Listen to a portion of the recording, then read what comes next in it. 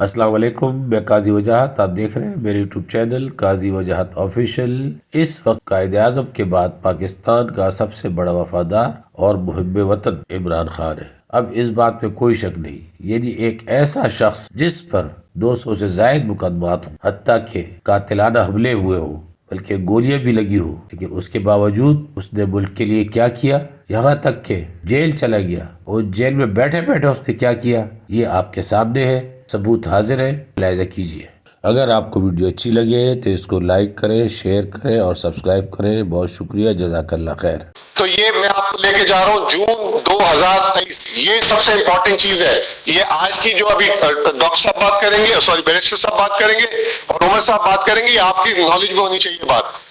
IMF نے ہم سے رابطہ کیا، میں سعودی عرب حج پہ تھا، ہم سے رابطہ کیا، اس وقت نہ ہم قومی اسمبلی میں تھے نہ صوبائی اسمبلی میں تھے۔ پاکستان کی تاریخ، میں بھی 20 سال سے معیشت کو کور کرتا ہوں، پاکستان کی تاریخ میں پہلی دفعہ IMF نے بولا کہ ہم آپ لوگوں سے ملنا چاہتے ہیں، ہمارے بورڈ آف ڈائریکٹرز کہہ رہے کہ عمران خان اور PTI سے کنسنٹ لو، اگر پاکستان کو 9 ماہ کا پروگرام دینا ہے تو عمران خان کی کنسنٹ ہوگی تو پروگرام دیا جائے گا۔ زمان پاک میں میٹنگ ہوئی جس میں عمر بھائی بھی تھے، شاہ محمود قریشی صاحب بھی تھے، شوکت ترین صاحب بھی تھے۔ 1.25 گھنٹے کی میٹنگ میں IMF سے پوچھا کہ آپ یہ پروگرام کیوں دینا چاہتے ہیں، انہوں نے کہا کہ پاکستان کو اگر ہم نے اس وقت پروگرام نہیں دیا تو پاکستان دیوالی ہو جائے گا۔ تو خان صاحب نے کہا تو دے دیں،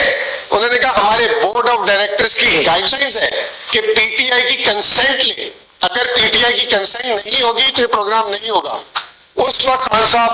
پولیٹیکلی 200 مقدمے ہو چکے تھے، بہت چیزیں ہو چکی تھی، انہوں نے اس کو سائڈ پہ رکھا، پروگرام کی کنسنٹ دی۔ خان صاحب نے پوچھا کہ یہ پروگرام ہے کیا، انہوں نے کہا 9 مہینے کا پروگرام ہے 3 حصوں میں،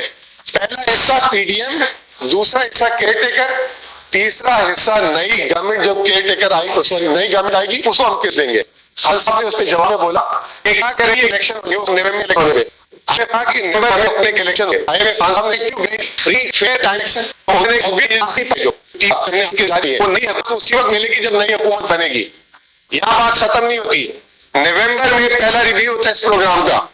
پہلا ریویو ہوتا ہے IMF پاکستان آتی ہے 2 نومبر کو، 4 یا 5 نومبر کو، یہ شاید آپ لوگوں کے لیے آج پہلی دفعہ بات میں کر رہا ہوں،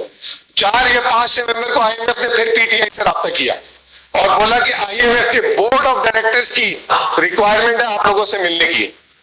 میں نے جو ہے پیغام بھجوایا کہ جی اس وقت عمران خان صاحب جیل میں نہیں تھے، اب وہ جیل میں ہے اور باقی لیڈرشپ ہائیڈنگ میں ممکن نہیں ہو سکتا۔ انہوں نے 15 نومبر کو ریویو مکمل کیا جس کی 7 دسمبر کو جاری ہونی تھی، وہ جاری نہیں ہوئی۔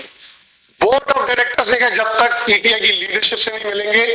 اس وقت تک یہ آگے کس نہیں چلے گی۔ پھر ہمارے بیرسٹر صاحب ان سے ایک انفارملی ملے